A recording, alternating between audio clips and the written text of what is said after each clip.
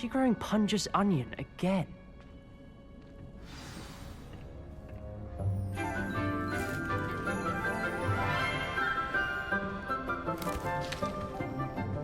Good morning, Professor Garlic. How wonderful it is to see you again, Lenora dear.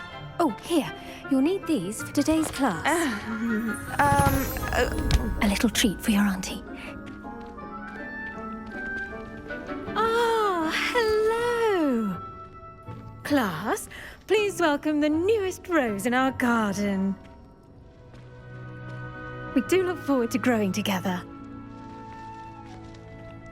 How thrilling it is to have everyone back together again. This year will be filled with enchantment and excitement, but the most important thing cultivated in herbology is knowledge. The prudent herbologist is no more afraid of the venomous tentacula than the bouncing bulb. Now then, today we will be acquainting ourselves with the mellifluous tuber known as the mandrake root. Accio. Let's see if we can't make our fibrous friends a bit more comfortable, shall we? First, let's protect our ears.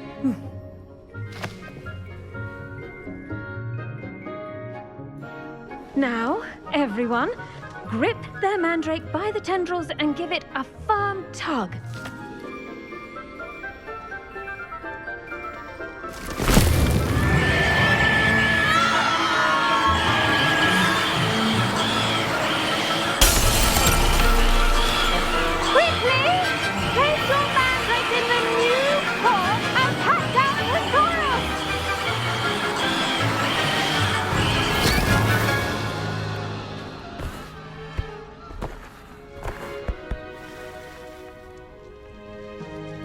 The soil should envelop the root like a warm, dirty blanket, putting the mandrake right at ease. Reparo! I'm very sorry about that. Yours was a bit mature, I'm afraid. All right then, off you go. Splendid work, everyone!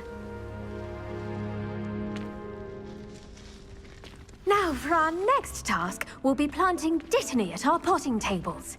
You can all get started. I need to have a brief word with our new student.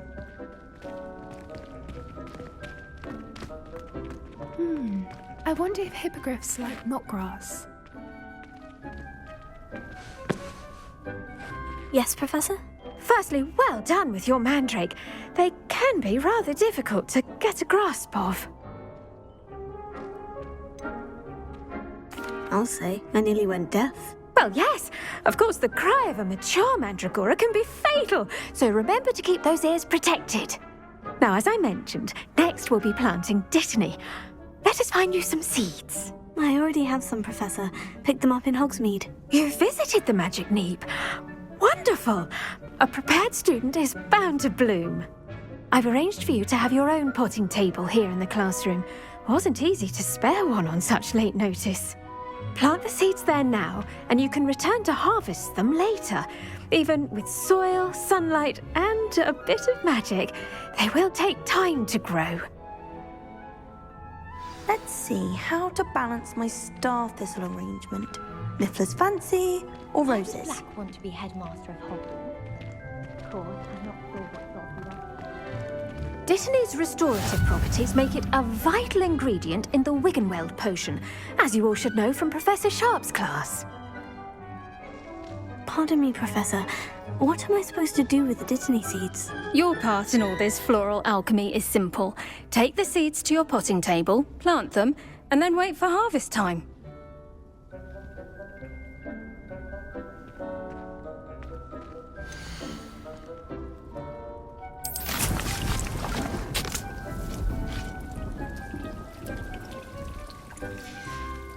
Well done!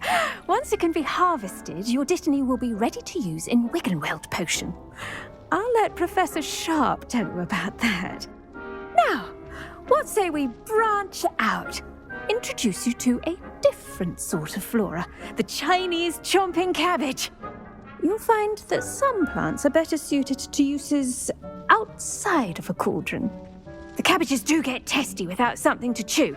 Fortunately, I have a dummy for them to gnaw on. Be a dear and let them have a good chomping. Yes, Professor. They're in the other greenhouse. It's just at the end of the footbridge leading out of this room. Your classmate, Mr. Pruitt, has kindly offered to accompany you. Come back and see me when you're finished. Oh, and mind your fingers. They do bite.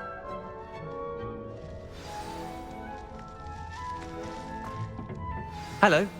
Saw you on your way to Hogsmeade the other day. Nice to meet you. I'm Leander. I'll be showing you the Chinese chomping cabbages. Up these stairs will take us there, but your lead. Nice work in Defense Against the Dark Arts, by the way. Excuse me? Your duel with Sebastian! And he's good. Thinks he's really good. But you outright slaughtered him. It was brilliant. Oh, well, thank you. I nearly put Sebastian in his place myself. I mean, I would have, if Hecate hadn't stopped me. Didn't she stop that dragon skull from crushing you? Typical Slytherin trick, dropping a dragon skull on someone during a fight. We Gryffindors fight with honor. And Hufflepuffs too. At least you did.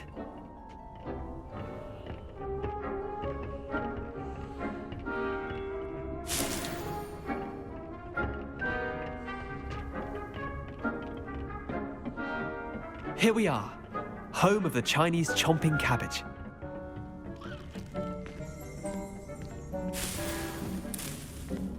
Go on, grab. Now, see that dummy? Just toss the cabbages at it, and they'll do the rest.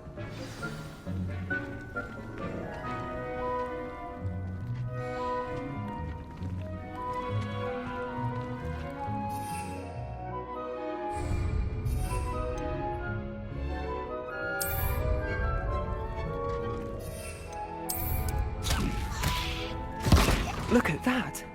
They'll chomp on anything they can get their mouths on. Mum planted some in her garden last year to keep the gnomes out. Did save her the de-gnoming, but they left her honking daffodils in tatters. Vicious little bastards, aren't they? My kind of plants. Not like stupid booba tubers and bouncing bulbs. The kind of plants that'd have your back in a fight. Not saying you can't go it alone, but, well, imagine that wasn't a dummy. I suppose they could prove useful outside of the greenhouse. Nothing wrong with a bit of backup, even if it is from a cabbage. It's chaos out there. Trolls in Hogsmeade and such. You can't be above throwing a cruciferous vegetable if necessary. Dogweed and deathcap has more of them, if you're keen. Other plants too. Ones your parents wouldn't plant in the garden. You get the idea. Anyway, we probably ought to head back to class. Take your time. I'll see you back in class.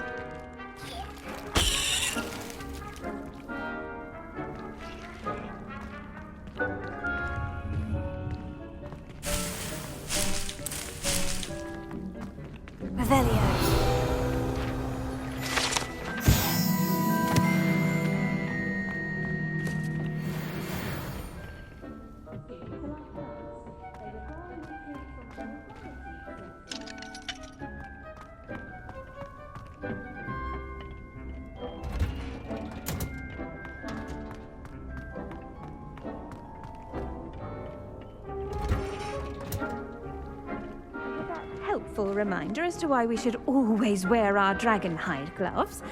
I shall end our lesson here. Terribly sorry, Mr. Clopton.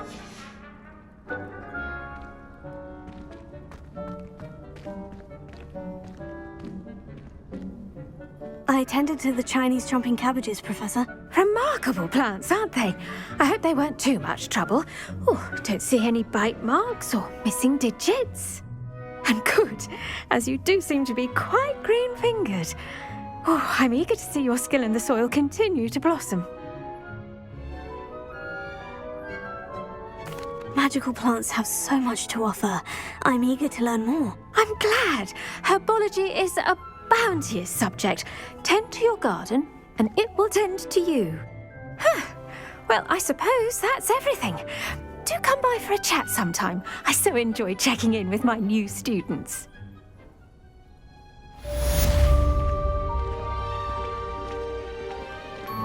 Hope those mandrakes are really relishing their new pots.